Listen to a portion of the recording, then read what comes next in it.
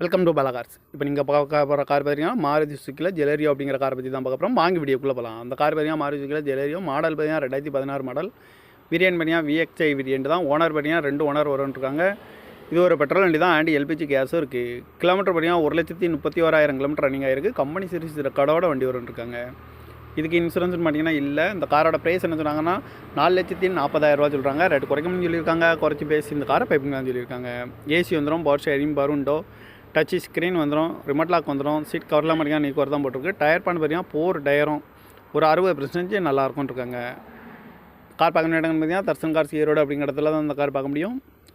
TN 34X8445 அப்படிங்கிற நம்பரில் தான் அந்த கார் இருக்குது அப்படின்னு இருக்காங்க. VXI வேரியன்ட் தான், 2 ஓனர், பெட்ரோல் அண்டு LPG கேஸும் இருக்குது.